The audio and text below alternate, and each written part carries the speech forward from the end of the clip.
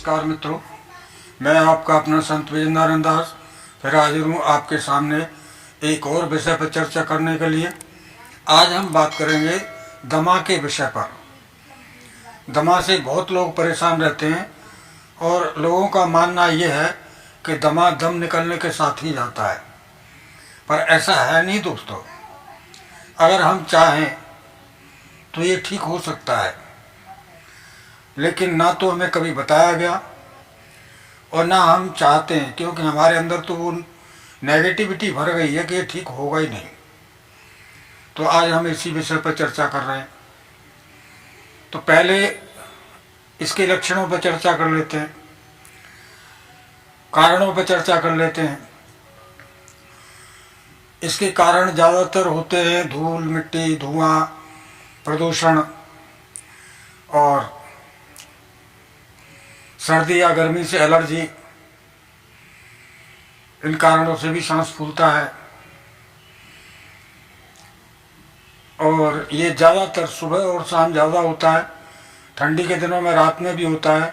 अगर ये लगातार तक 10-15 साल तक चलता रहे तो ये गर्मियों में भी होता है, कभी भी हो सकता है। मतलब इसका कोई सही समय नहीं है, बस जैसे ही थोड़ा सा सर्द गर्म का एहसास होगा ये हो जाएगा। अच्छा, सांस फूलना कई कारणों से हो सकता है। कई लोगों को हृदय रोगों के कारण सांस फूल जाती है और कई लोगों को कहीं जैसे किसी नस में रुकावट होती है, गांठ बन जाती है, उसके कारण भी हो सकता है। कारण अलग अलग हो सकते हैं, तो इसके लिए कारण का निवारण करना बहुत ज़रूरी है। तो सबसे पहले इसका निवारण करना चाहिए, ये किस कारण से हो रहा है। बाकी जो आम भाषा में बोलते हैं सांस की बीमारी है, अस्थमा है, दमा है, तो इसके लिए आज मैं एक चर्चा कर रहा हूँ। तो दोस्तों, ये होती ही कैसे है। जैसे हमें बार बार सर्दी जुकाम होता है या लंबे समय तक सर्दी जुकाम बना रहता है, हमारे कफ बनता है, तो धीरे धीरे करके हमारी श्वास नली और हमारे फेफड़े कमज़ोर हो जाते हैं और उनमें कफ जमा होने लगता है। जब कफ जमा होगा तो श्वास नली का व्यास कम होगा, तो हमें सांस लेने में दिक्कत आएगी, तो सांस फूलेगा। फिर जो सांस हमारे फेफड़ों में जाएगा उसमें कफ की लेयर बनी हुई है, कफ फंसा हुआ है, तो उसको ऑक्सीजन नहीं मिलेगा, तो सांस फूलेगा। बहुत सारे कारण होते हैं और धीरे धीरे करके अगर ये लगातार चलता रहता है तो हमारे श्वास नली और फेफड़ों में छोटे छोटे से घाव बन जाते हैं। उनमें से पस टाइप रिश्ता रहता है, पानी जैसा गाढ़ा गाढ़ा, बिल्कुल लसीला, और वो वहाँ आसपास के क्षेत्र में जमा होता रहता है। तो उससे हमारे जो ऑक्सीजन लेने के फेफड़ों में जो छिद्र हैं, ऑक्सीजन को इधर उधर करने के लिए, वो जाम हो जाते हैं और हमें सांस लेने में दिक्कत आती है। सांस हम भर तो लेते हैं किसी भी तरीके से, लेकिन जब निकालते हैं तो सीटी की सी आवाज़ आती है। मतलब हमारी सांस नली घिरी हुई है कहीं ना कहीं और फेफड़े घिरे हुए हैं। अब इसके निवारण की बात कर लेते हैं। एलोपैथिक की दवाइयाँ क्या करती हैं कि दवाइयाँ देने के तुरंत बाद ही हमारी सांस नली को फैलाती हैं, तो उसमें थोड़ा रास्ता मिल जाता है, तो हमें राहत महसूस होती है। लेकिन कितने समय के लिए। बहुत लोग पंप लेते हैं, इनहेलर लेते हैं। वो कई लोग दिन में एक बार लेते हैं और फिर धीरे धीरे बढ़ते बढ़ते वो दो बार, 3 बार, 4 बार बढ़ता ही चला जाता है। इसी तरीके से दवाइयों की मात्रा बढ़ती चली जाती है। तो वो ठीक क्यों नहीं होता।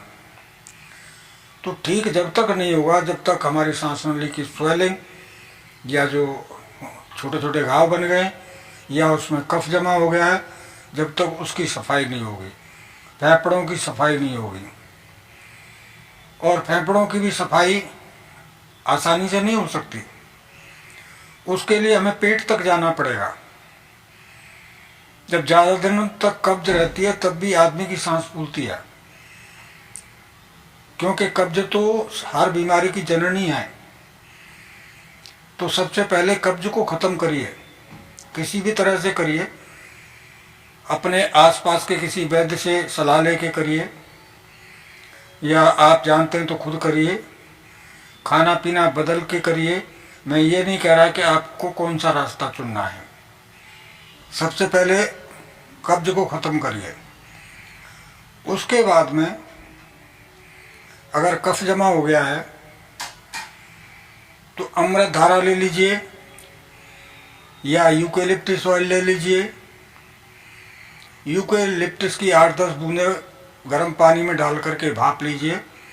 मुँह की ओर लीजिए, नाक से लीजिए, तो वो धीरे धीरे करके कफ छूटेगा और बाहर निकलेगा। अमृत धारा 10 बूंद 1 चम्मच घी में मिलाइए और छाती पे, गले पे और पीठ पे मालिश करवाइए। दिन में 2-3 बार करवाइए, तो उससे भी कफ ढीला होकर निकलेगा, आराम मिलेगा।